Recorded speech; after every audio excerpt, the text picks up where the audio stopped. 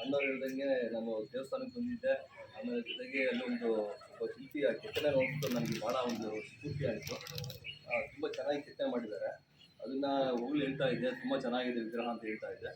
ಜೊತೆಗೆ ನನಗೆ ಈ ಕಮಿಟಿ ಸದಸ್ಯರು, ಆಮೇಲೆ ಇಲ್ಲಿರುವಂಥ ಜನ ಒಳ್ಳೆ ಸಜ್ಜನರಿದ್ದಾರೆ, ನಿಸ್ವಾರ್ಥಿಗಳಿದ್ದಾರೆ, ಒಳ್ಳೆ ಜನ ಇದ್ದಾರೆ. ಅವರೊಂದು ವಿಶ್ವಾಸ, ಪ್ರೀತಿ, ಅದು ಒಂದು ದೇವರೊಂದು ಆಶೀರ್ವಾದ ಎಲ್ಲದನ್ನು ವಿಚಾರವಾಗಿ ನನಗೇನೋ ಒಂದು ಪ್ರೇರಣೆ ಬಂತು.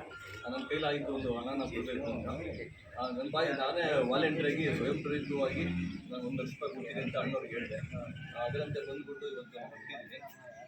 ಮುಂದಿನ ದಿನಗಳಲ್ಲಿ ಏನೇನು ನಮಗೆ ನಮ್ಮ ದೇವರು ಯಾವ ನಮ್ಮ ಕೆಂಪಮ್ಮನ ದೇವಸ್ಥಾನಕ್ಕೆ ಇದೇ ಫಸ್ಟ್ ನಾನು ಒಳ್ಳೆ ಬಂದಿದ್ದಲ್ಲ, ನಾನು ಸದಾ ಬರ್ತಾ ಇರ್ತೀನಿ. ತಮ್ಮ ಹತ್ರ ಒಂದು ಪ್ರೀತಿ ವಿಶ್ವಾಸ ಇರ್ತೀನಿ ಅಂತ ನಾನು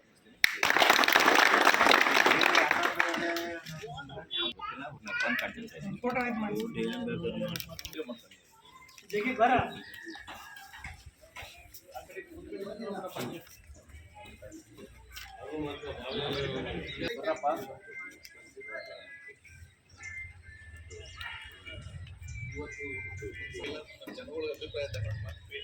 ಊರಿನ ಅಭಿಪ್ರಾಯ ನಮ್ದು ಇರ್ತದೆ. ಆ ದೇವರಿಗೆ ಕಸಕ್ಕೆ ಹಾಕ್ಬೋದಂತಪ್ಪ, ಆಚೆ ಮೇಲೆ ಸಾಕಾರ ಕೊಡ್ತೀರ, ಸಂಕಷ್ಟ ದೇವರು ಕೊಡ್ತೀರ ಹೇಳಿ ಇವತ್ತು ತೀರ್ಮಾನ ಮಾಡ್ತೀವಿ. ಆವಾಗ ಅಂಥ ಕಾಲ ಬಂದಾಗ ಬಂದು ಇದು ಮಾಡಿದ ನಮಗೆ ಗೊತ್ತಿಲ್ಲ.